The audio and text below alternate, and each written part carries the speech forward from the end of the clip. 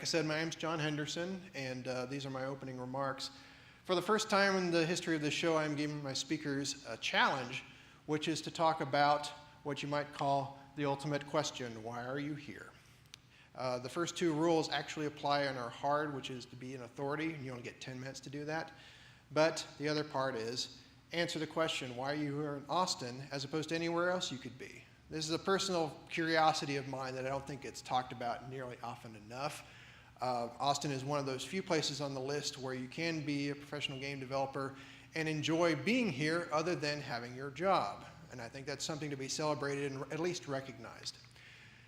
So in particular, besides it being my own personal interest, there are two things that made me decide this theme needed to happen. One happened at the very beginning of the year, back in early 2013. Two different studios, they're visual effects studios out in LA, that went bankrupt and changed hands really fast and laid a lot of people off in the process. And it was part of the reason why you saw a lot of people on Facebook change their avatars to those green boxes in a show of solidarity. You remember that?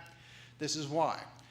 But it got a lot of press at the time, and they applied a term that I'd never actually heard of before to describe the people who will travel the world looking for work, depending on where the project is, and oftentimes it has to do with whatever government subsidies are available for the time.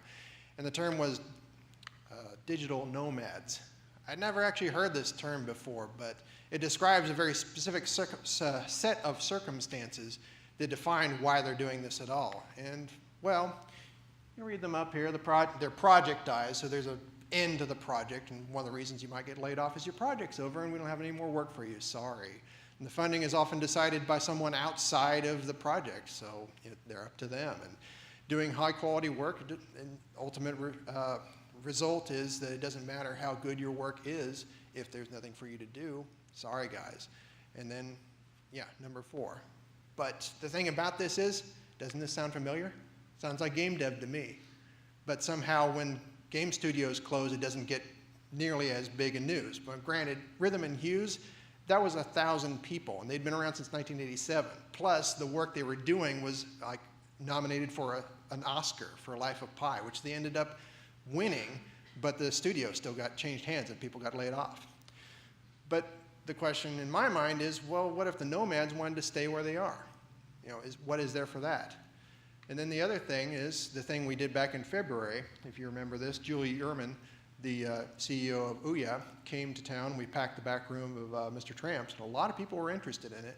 In particular, when someone said, well, since Ouya can organize the games by whatever, and we can create the category, let's make a Made in Austin category.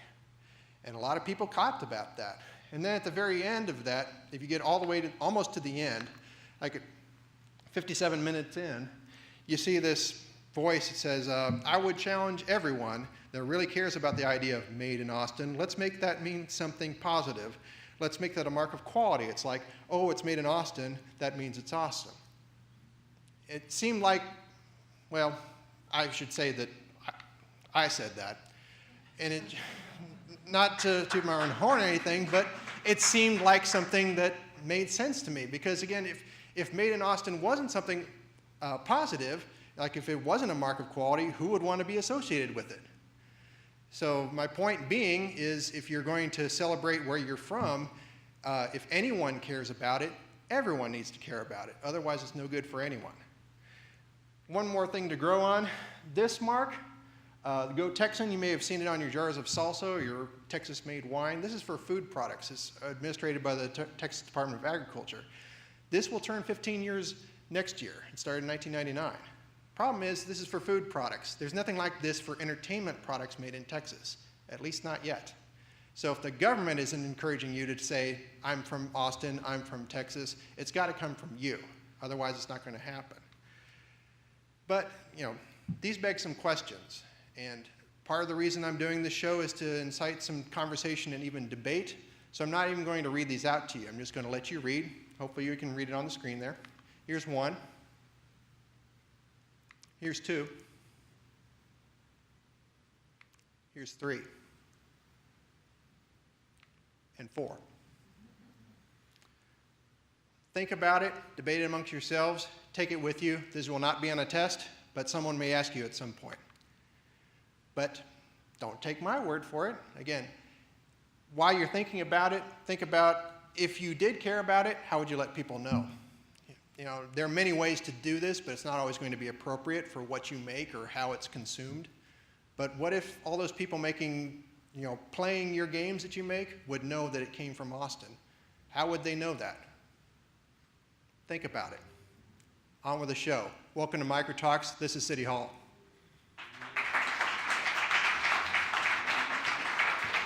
All right.